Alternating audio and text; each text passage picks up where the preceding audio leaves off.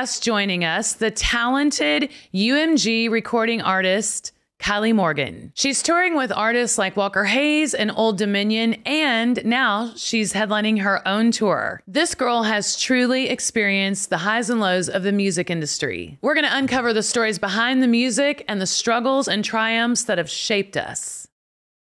Bad time to tell me that. This brand called Black Star, and they gifted me some for when they gifted you some? Yeah, they did. I bet I can get you some too. Nobody ever gifts me anything. Ever. Let me work on it. Yeah, you work on that for me. Okay, yeah. Well, and my thing is too, and this can be in the podcast, but I love watching podcasts and listening to podcasts where they just start talking. And so that's kind of what I've been trying to do recently, but I will formally introduce you. Everybody, this is Kylie Morgan, and we're so happy to have you today.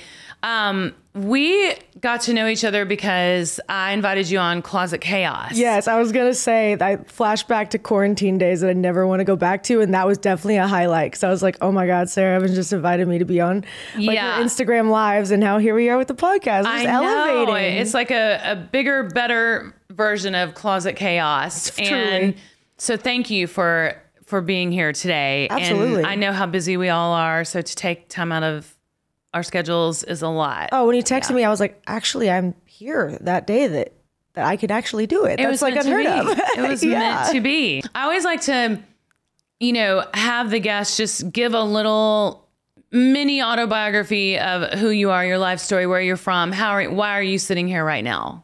Oh man. How much time do you have? No, I'll give you the quick version. So I am from a super small town in Oklahoma, like really small. How big?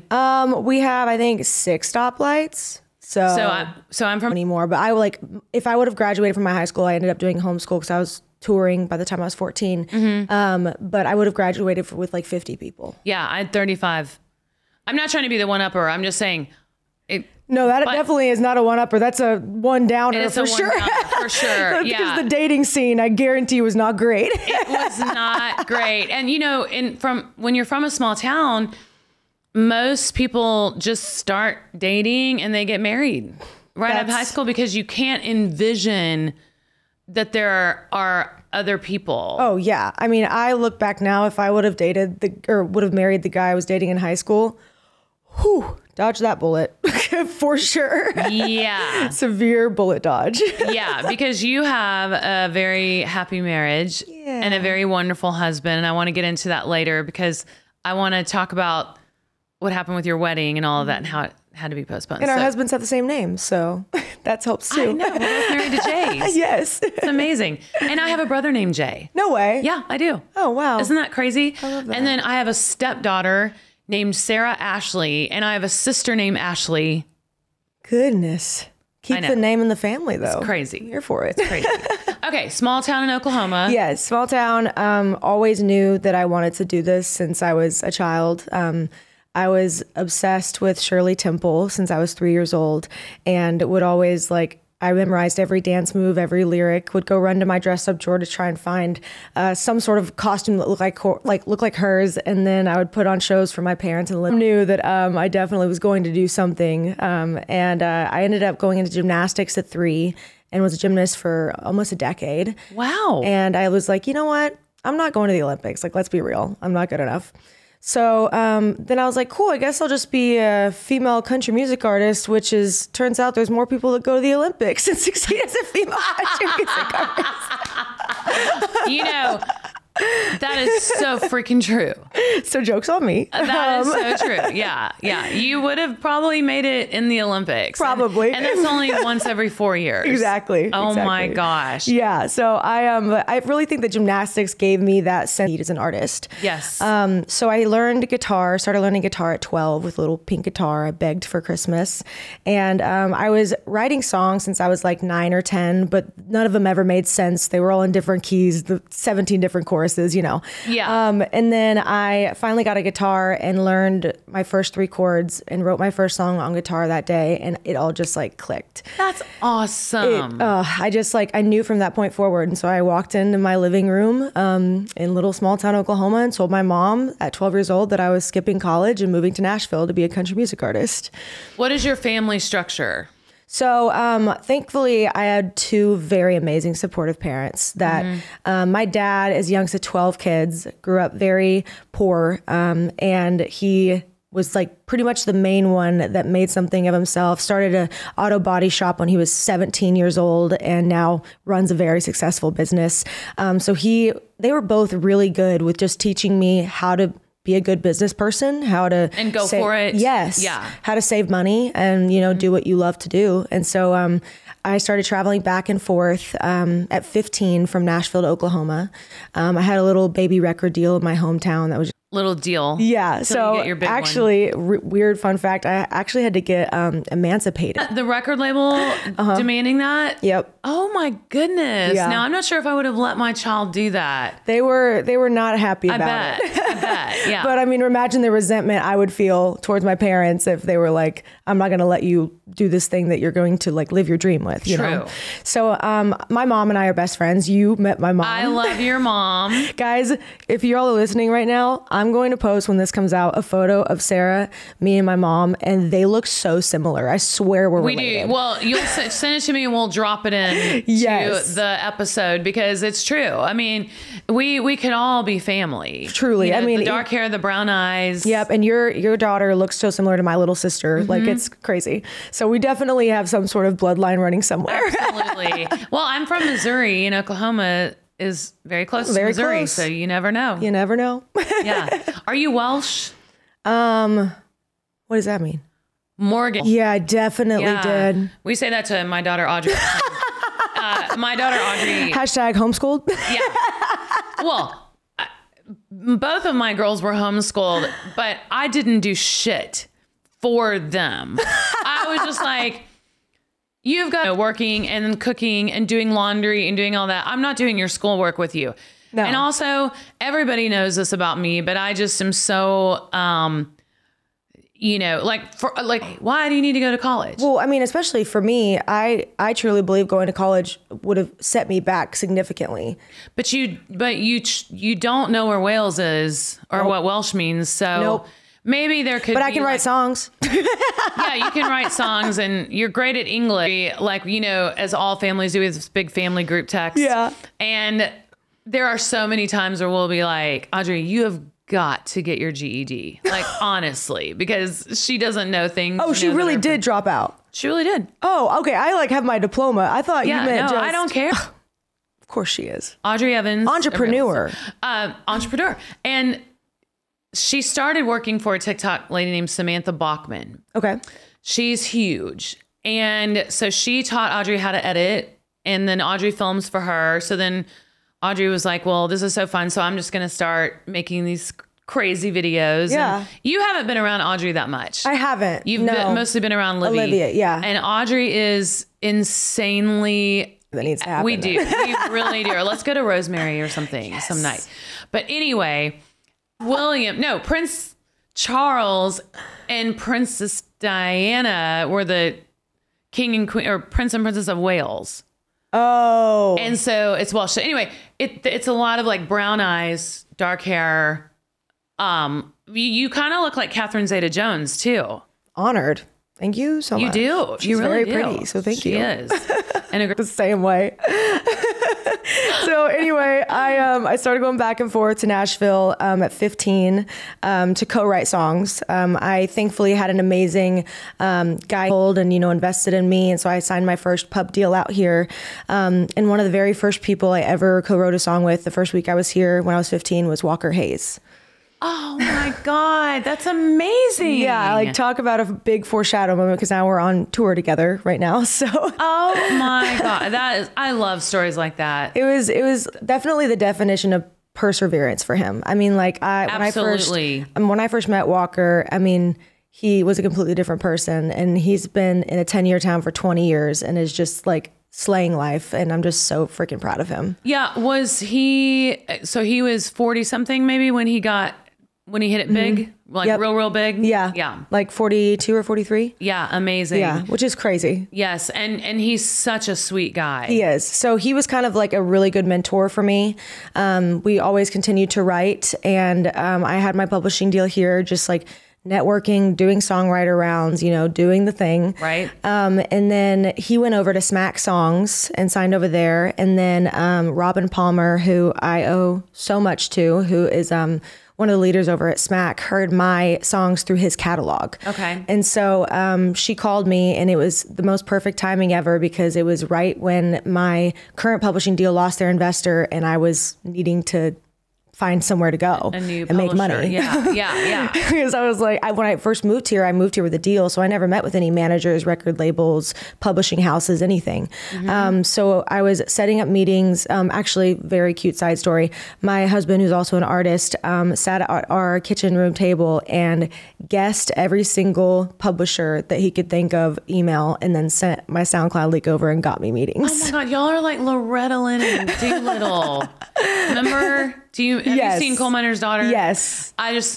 The sweetest story about how he was like making all those records, and he took her picture with the bedspread behind her. Also, and such me up.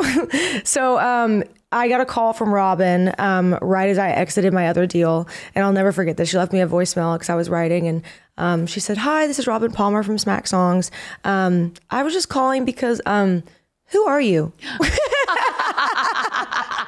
I don't know you, and I want to know you. And so we set up a meeting, and she fought for me hard. And then Shane McAnally came and watched me play at the Bluebird. And then I got offered a deal with Smack, and I've been there ever since. That's when I was 20 years old. Then they Holly, decided. that's amazing. Oh, thank you. Oh, Yeah. I've been so thankful and honestly blessed to be with people that I truly feel like family. I mean, because there's a lot of sharks in the industry, and the fact that I have been with people I've loved since I've gotten here is like once in a million. That's right. Yeah. You've been very blessed by God. For real. Yeah. Like I owe it all to him, truly. So Shane really just took me under his wing, and then they started the management company through Smack and signed on as they signed on as my manager. And then he walked me into Universal when he thought that I was ready. And we showed the head of UMG, like the 5 or 6 songs that we've cut. And then that's how I got my record deal. Amazing. So how long had you lived here before you got your record? You did a 10-year town in 5 years. Well, I mean, I've been here now 9 years and 6 months, and I feel like it's just now really working out. Really starting to take off. Yeah. Yeah. Well, yeah, that's what I always say. Like getting the record deal was actually not the hardest part for me. It was getting on the radio. Yeah. And especially these days because they are such gatekeepers. Yes, they are. Yeah, they really, really are. That's when you think that signing the record deal, you're like, I've done it. I have all these people that are going to just make all my dreams come true.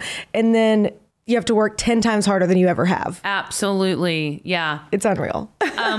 Tell me about the radio tour. Oh my gosh. So I did a full radio tour, and I loved it. I was just so thankful to be out on a radio tour, So Now I agree with you on my first radio tour. I did love it. I mean, it's like, this is what you've always wanted, Then Yes. you will sign. To go and you're just like, I'm going to go meet all these program directors and these decision makers. But then when 3 Chords and the Truth didn't fly on country radio, they actually said it was too country for country radio. And then I actually said, cool. But yeah, that's, doesn't even make sense. It was after so that I annoying. started resenting the radio tours. Trust me. Yeah. I get it. I'll give you a quick little pause in the story where I did this whole radio tour. We were about to go with my first single, called Break Things. And we were literally a month away from Ad Day. And this giant thing called COVID hit the world and paused everything for 3 years. And so everything was leading up to this giant slingshot, and it was done. I'm so sorry. I will say though, I that's when I knew that, God has a way better. We'll Break Things ended up going viral on Spotify, and Yes. that was before TikTok and all of that stuff. And so I had I was out streaming all the songs, like a ton of songs that were on the radio chart. So, and I was reaching more people than I've ever reached in the time that I wasn't even on tour. So like God was like, I hear you, I see you, I validate you. Yeah. And I'm protecting. So just remember that you like whatever disappointment you run into, you know that the no from God is actually, and you've seen those memes, you know, where it's like the little kid is standing in front of Jesus and he has a huge stuffed animal behind his back and he's holding the little one. And she's like, but I want it, but I want it. But he's got a bigger one behind his back. I love that visual. Yeah. It's so true. It is. And what was really important to me, especially as soon as TikTok came out, was I feel like the biggest fear was being, you get this huge viral moment and then you become this like flash in the pan where your biggest song is so big that it's almost nearly impossible to follow up. Right. And so that's when I knew that I would rather take the long way around and build these stories higher and higher. And that's what happened with the songs. Yes. Because Break Things was a tremendous success at the time. But then I hadn't written my song If He Wanted To, He Would yet, which ended up becoming my first radio single. And that's when I knew that like if Break Things would have taken off exactly when I wanted it to and the world didn't, do a pause button, then I would be on the road and I probably wouldn't have been able to write that song because I've been so busy, Yes. So I wrote some of my favorite songs I've ever written during quarantine. Yeah. So that is definitely the takeaway. Did you also gain 10 pounds? Oh, quarantine? yes. Severely. Oh my God. We went through this phase where we were like, you know, the Connecta sausage, the round sausage Yes. thing. Okay. Every morning, Jay decided that it would be yummy and cozy to make scrambled eggs. And I do all the cooking. He doesn't even cook. He doesn't even know how to cook. But he taught himself, he saw an Instagram or something about the best way to make scrambled eggs. And so every single morning, and the whole family was living together, at the house, we would have that sausage and those eggs and like toast. And after a bit, I was like, what the fuck are we doing? Like, we've got to stop this. Literally, I feel that so much. We ended up quarantining at our friend's beach house, thank God, because I would have gone absolutely mad being In Florida? Nashville. Yes, in Florida. And we literally had wine and cheese happy hour every single night. Yeah. A huge dinner. No wonder. Because the world was crazy and, it was just like, nobody really knew what the future was going to hold. Like, No. how long is this going to last? Are we all just going to go broke? You can attest to this, is looking back now, like we will never have a time where we get that much time of like, that was such severe time that was cherished, Yes. I remember so many things from TikTok, like Tiger King. Do you remember? We Amazon, speaking of Amazon, we know our love for Amazon. Yeah. We Amazoned like costume themes for every week. Like we were dedicated. Absolutely. Tiger King. And then I also have another memory of the TikTok, the da da da da da da da da that dance. Who was that? That's one of them I remember. But at the same time, COVID did help a lot of struggling actors who are funny. Those are my favorite TikToks to watch, are like the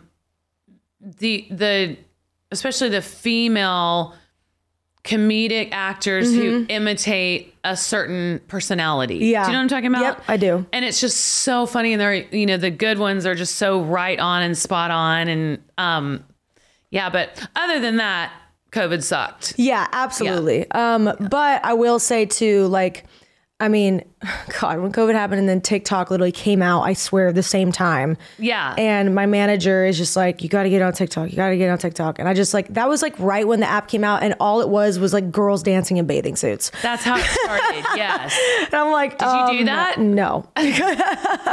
No, thank you.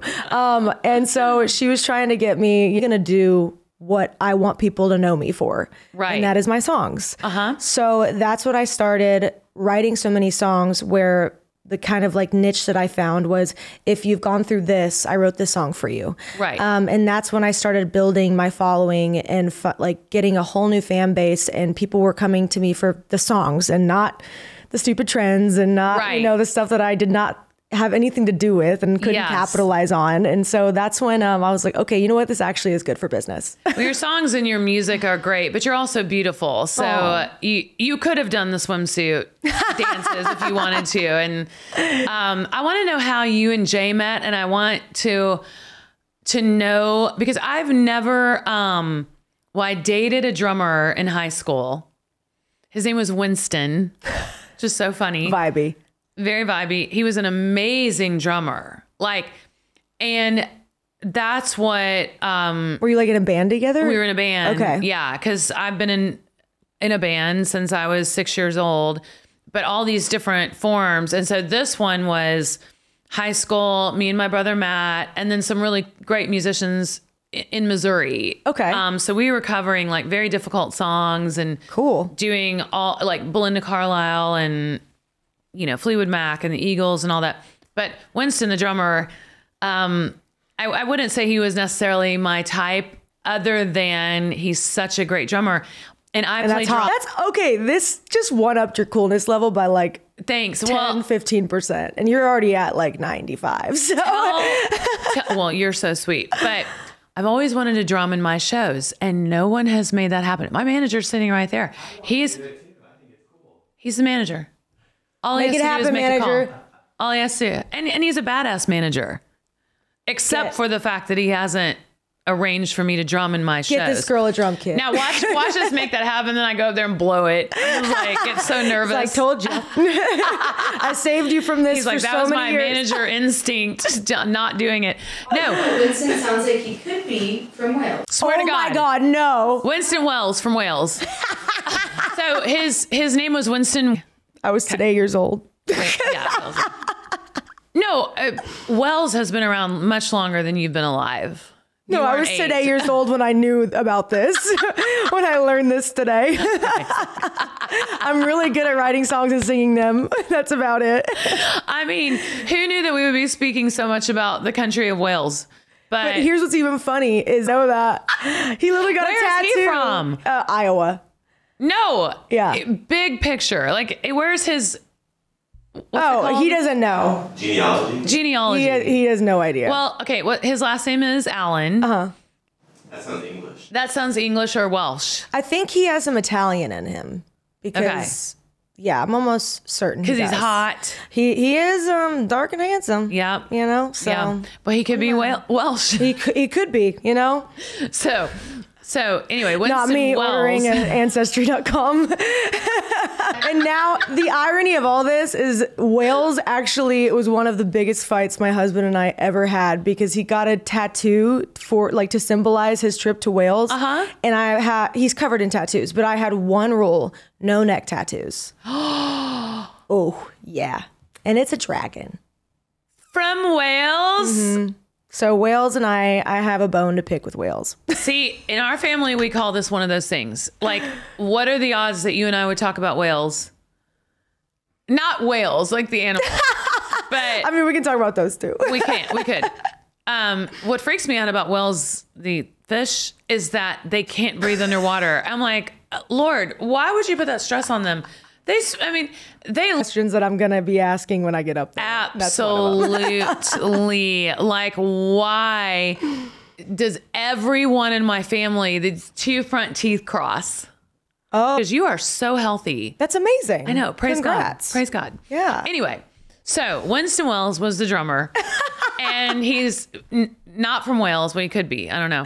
And anyway, so that's the only musician that I've ever dated. Okay. Okay. Played quarterback at Alabama. Ooh, you like the athletes. And he won the national championship in '92 after they had it like a dry spell. So he became like Elvis in Alabama and in the Southeast, you know, because Yeah. SEC football Oh, yeah. is no joke. No, it's a dedication and it's not a hobby. It's not a hobby. It's a life. And I'm from Missouri, and Missouri joined the SEC a couple of years after Jay and I got married, and then that was like a big deal because Oklahoma Sooners are about to Are they? Yeah. So Wow. we're super pumped. My sister's actually going to college there. So Oh my gosh. That is Alabama. He went undefeated his entire career there or whatever. The whole time he played there, 4.5 years. that's unreal. And then he played for the Packers, and then he played for the Patriots and the Carolina Panthers. Then he played in the CFL, What a boss. and then he played in the XFL in Birmingham. So he's an athlete. Dang. Yeah. Yeah. So tell me how you and Jay met, and what is that like to both of you be doing this career? Because it can't be easy. No. Difficult, but also at the end of the day when I come home and I'm sad, mad, frustrated at the world and the music industry, no one understands it more than the person I'm talking to. That's true. You know, so like, I look at it and I'm like, like poor people problems, rich people problems. It's all problems. And at least you have someone that like gets it, and validates you. Totally. So that was big. But we met, I was 19 years old. I had just moved here for like 6 months I've been here. And I was set up on co-writes and, networking. And actually I was about to go somewhere else. And my manager at the time was like, hey, do you want to go to this? Back before COVID, they would do these like publishing company openings, and they would like, showcase their writers, and other writers would come, and then you would be able to network, see who you had like chemistry with to write. Right. So I went. Just like during COVID. Yes, exactly. Yeah, okay. I am a human adult. So you were lunchable. that broke that you really needed like dinner. Like literally I Free would cheese. stuff in my purse. Like I was, my first publishing deal, I was making $20,000 a year. Yeah. Like, I mean, That's impossible. That's impossible, especially in a city like Nashville. Yeah. Yeah. So I went to this party, and I, was like talking to people, and I was stuffing cheese in my purse, and then a company called MV2. And he was giving somebody a tour of the place. And I saw him walking down the stairs, and I literally just was like, that's my husband. Oh my God, I love that. Like, that's the one. I choose that one. I love that. Let me tell you why. I am all about getting married young and having children young. And I will tell you why. Tell me. When you're married, you make more money. You have more money because you combine incomes. Even if only one of you is working, you still have that support. Yep. The support system is huge. I believe that family is the most important thing in the world besides a relationship with God. And amen. A strong family makes for a strong country, which makes for a strong world. Yeah. And also, I was never truly who I was called to be until I became a mother. Oh. And it's not hard. Everybody likes to say, oh, there's no way, it's too hard, da da da. Everybody that worked for me understood Avery's coming with me everywhere I go. Yeah. Everywhere I go.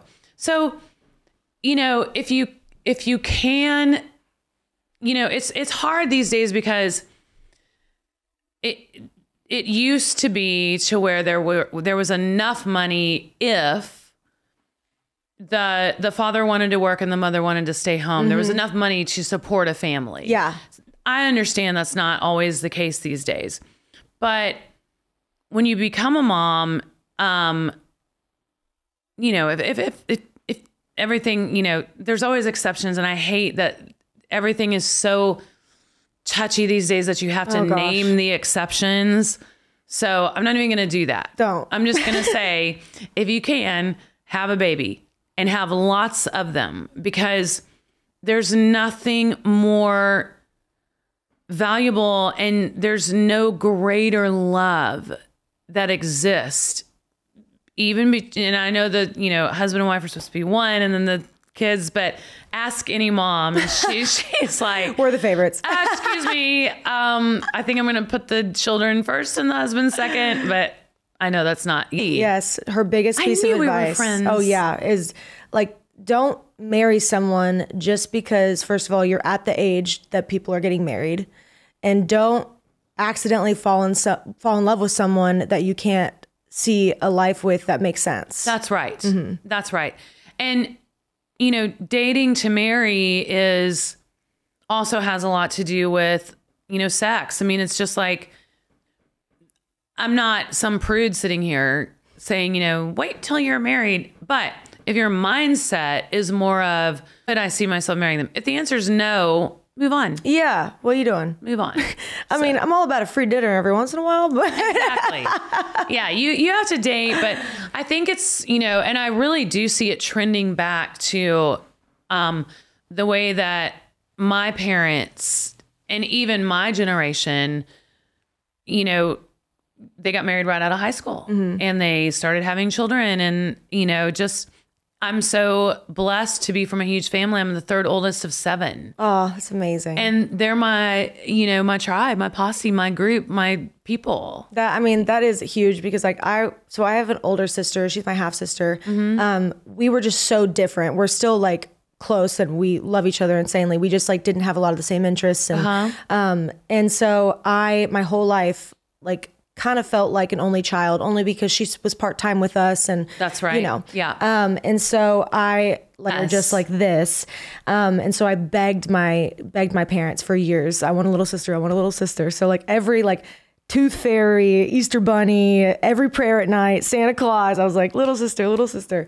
So then finally 10 years later, because now we're 10 years apart, that they did for everybody, because that's amazing. We do have that bond, but also like, I mean, I moved away at 19, you know, and my mom was a stay-at-home mom. And so she, like, my sister just went off to college, but that's why I actually just wrote and released this song that talks about this. But it's kind of one of those things where you feel like a lot of moms feel like they kind of lose their purpose when their, you know, babies grow up. And when you're so good at being a mom, it's like, this is what I'm, you know, made to do. And your babies grow up, you're like, well, what do I do now? Yeah. You know? Well, there's a misconception. I think that your kids are going to grow up and leave, and then that's it. But, you know, I see my grown children every day, pretty much. It's amazing. That's how it should be. It should be like that. And my mom comes on the road all the time. I love that. Yeah. And I was going to ask you about that too. You know, we maneuver that really well. Well, what was so amazing about, I mean, there's so many great things to each other, and that's why we're best friends. But also she gave up being an artist and wanting to do that to be a mom. No way. Yeah.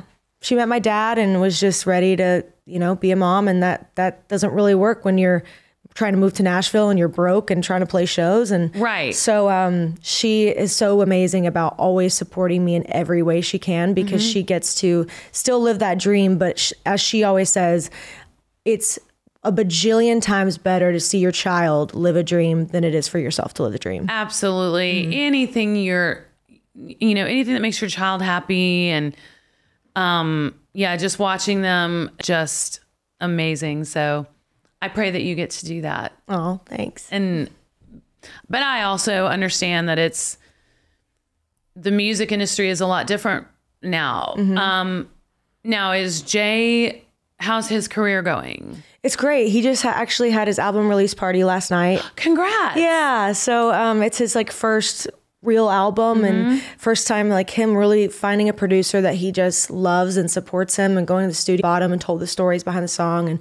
And I'm singing on one of the songs, so I played one with him, and to be like, here's all the things that tell my story and why I got here, because he has an insane story. Really? Yes. And I should have him on the podcast too. Yeah. He would love that. He has lived that many lives at 37. Right. Like, it's crazy. But he's Has also... he had a difficult life? Yeah. Yeah. Yeah, very. He's definitely, but you know what they say, that God gives his strongest battles to his strongest warriors. Absolutely. He has been that. So, but yeah, he's an amazing. Love that. And it's very inspiring, because at the end of the day, like we have this, we had a tattoo artist at our did. I'm getting that. Do you care if I copy? Free people will sponsor us. Yeah, free people. Damn it. Okay. And I'm also going to steal that idea for Olivia's wedding. A tattoo artist at the wedding. It was bomb. It was October 1st, 2022. And then we had everything set. We were getting married on Fort Myers Beach, and it took our wedding venue out. It took so many of our like friends' homes down there. So the weekend we were supposed to get married, obviously we couldn't even get down there because all the flights were canceled. So we looked at a map and at the weather, and we were like, what has the best weather in the U.S. right now? And it was NOLA, and he had never been. And so we went down there and had the best time. That's New Orleans, Louisiana. For those of you who are like Audrey. Myers Beach that weekend. And then the following, we did this concert at Whiskey. Amazing that you did that after, because most people would have just felt sorry for themselves. And look, you did something for those people. Well, so many outlets wanted to do interviews, for us about, the wedding being canceled, rescheduled, whatever. And we were so adamant about, we were like, we will do these, but only if like we're shining on the fact that we're doing this. Right. Exactly. It's fine. So of course, we did Inside Edition and People was great, but Inside Edition was definitely trying to make it about that. And we were like, also, here's the link to donate. Like, it's not about us. We'll be fine. Yeah. And they're trying to pull out, like, are you so upset? And like, I'm like, we've been together for 7 years. We're going to be together forever. What's another it's gonna happen. Couple months? Like, right. Yeah. I mean, so here's what was crazy about it is, again, God's divine timing.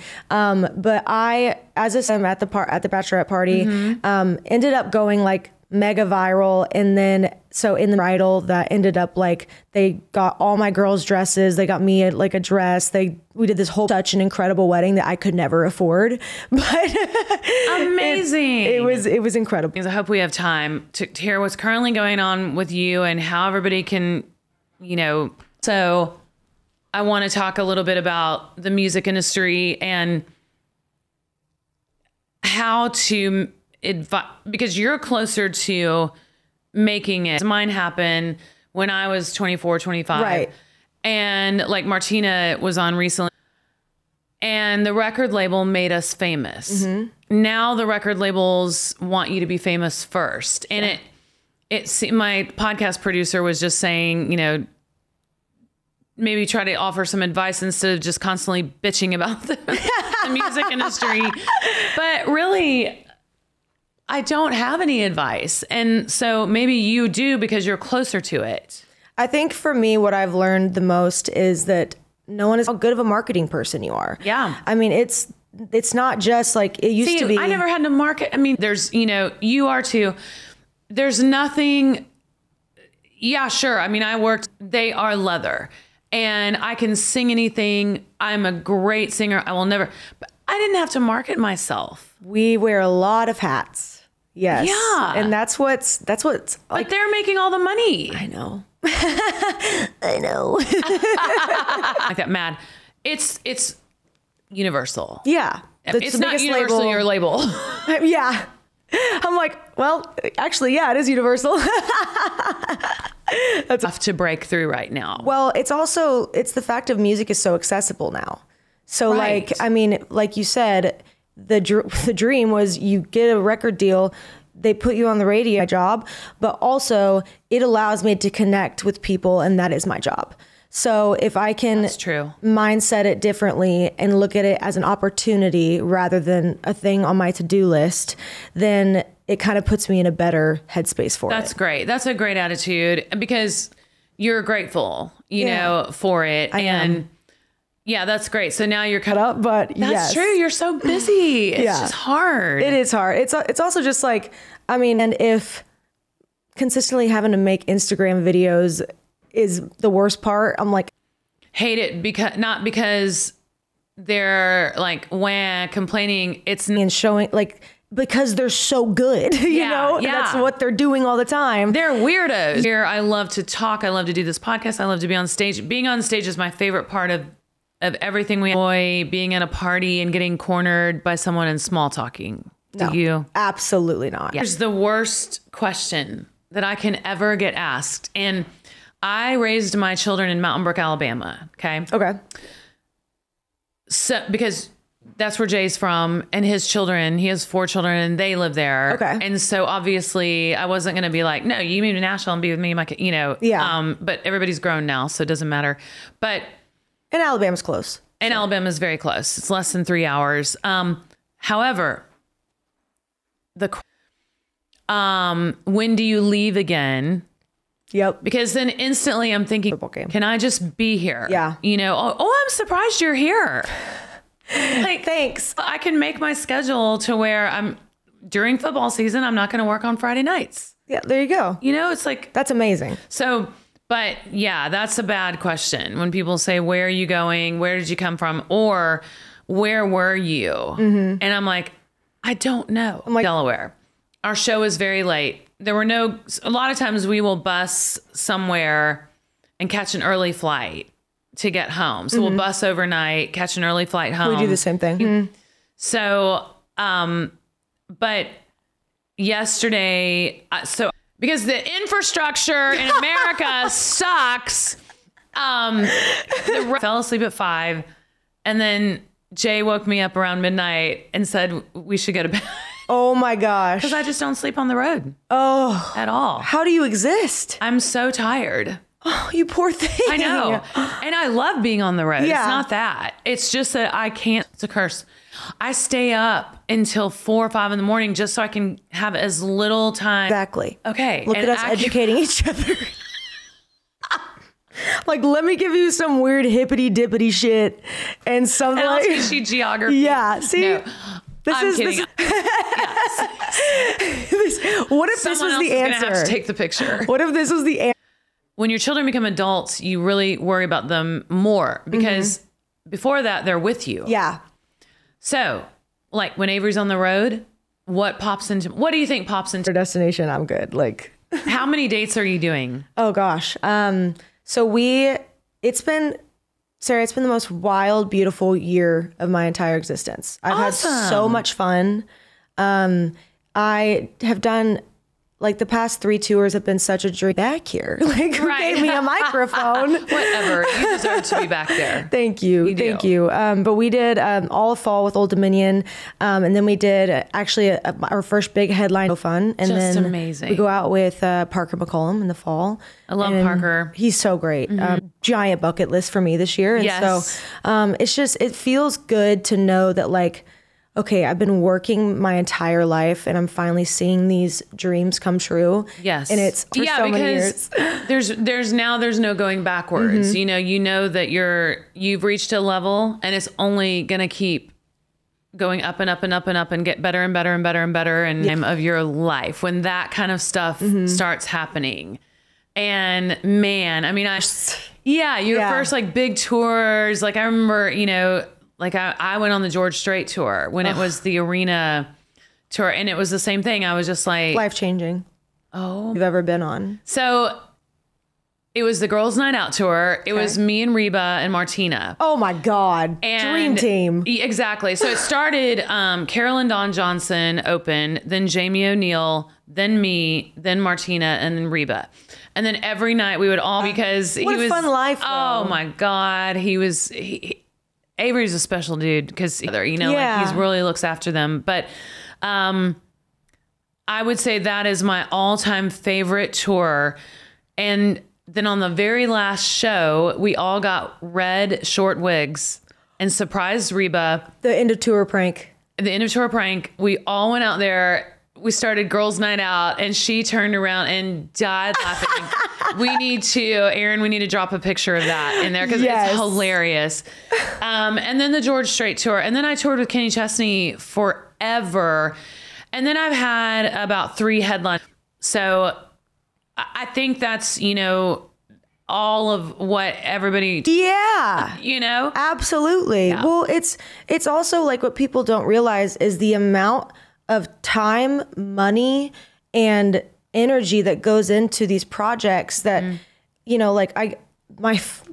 the worst thing I ever get when it comes to messages, I love reading, every single time people DM me and be like, hey, can you redo this version for a mother and son or for a, the grandpa and a great granddaughter. And I'm just like, no.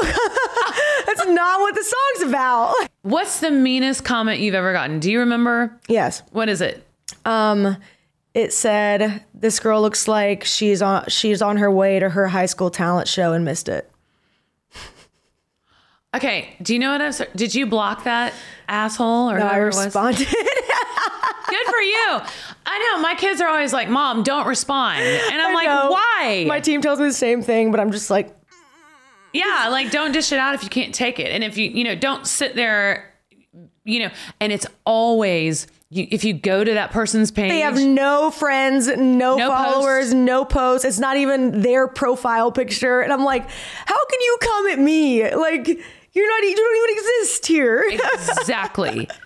I mean, I swear. So one of the comments I get the most, and I'm telling this on the podcast, honestly, people are always like, too much Botox.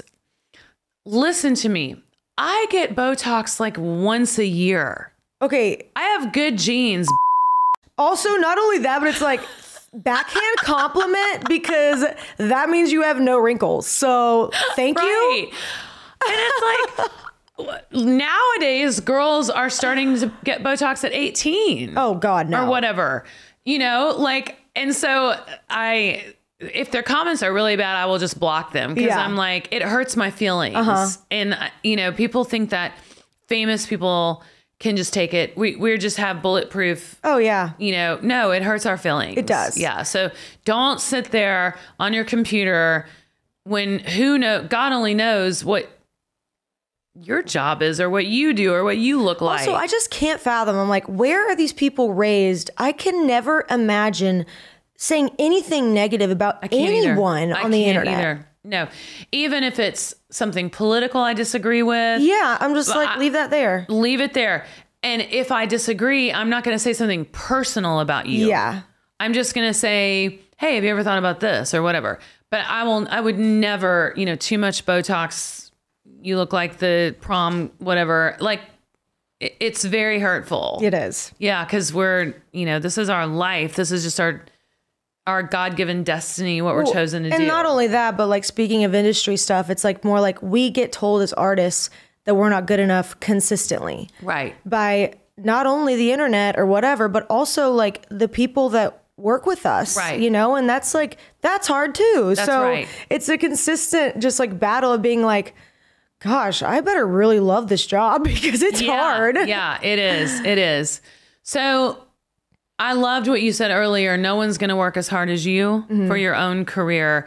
I think I want to leave the podcast at that because that is true in anything in life. And if you care about it, you'll be patient. You'll trust the Lord. You'll work your ass off. Amen.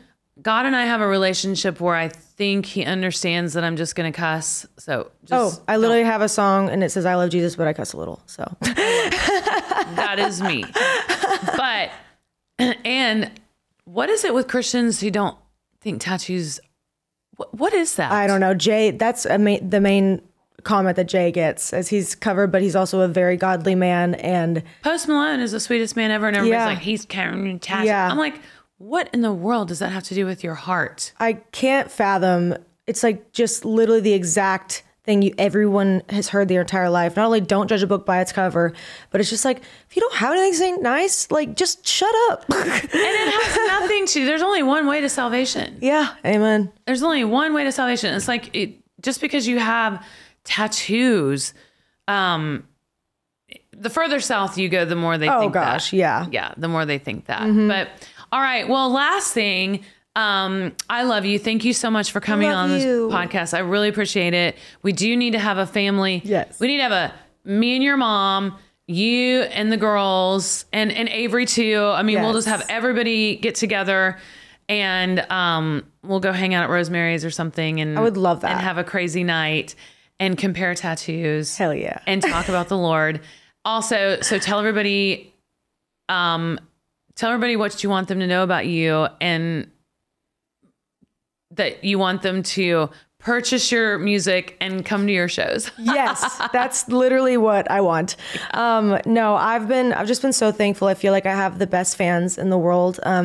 I've been honored to get the title from a lot of them that I'm like their country music big sister, which I'm just like honored to be. Yes. And so I put my life out there a lot on social media, the good, the bad, and the ugly, but also the highlights. Yes. So I love being able to share the story that I'm on. And I think we have some really incredible things coming up. I just left a co-write with like a dream artist that I'm going to be releasing something with that I can't announce yet. Congratulations. But thank you. Thank Amazing. you. So there's these things happening. Also, congrats on your ACM nomination. Thank you so much. That Thank is you. amazing. I won Female Vocalist ACMs. Best sign of my life. I went That's backstage and amazing. called my family. We all sobbed. So I know what that means to you. So congratulations. It truly was one of those moments that I was like, you pray for things for so long and you dream of things for so long and they always feel so far away. Right. And so when something is right in front of you, you're just like, it's kind of just makes me breathless, you know, Yes. and so emotional to talk about because I've been watching the ACM Awards since you were like on there and since I was like literally 4 or 5 years old. Right. And now I'm not only like there, but like to see my name on this list of artists, I'm just like, this is wild. I'm so blessed and thankful. You are so blessed, but you also are so talented. So you deserve it. Thank you. So Thanks for being here. Oh my God, so good to see you. Thank you for having me. Kylie Morgan, everybody. Hey.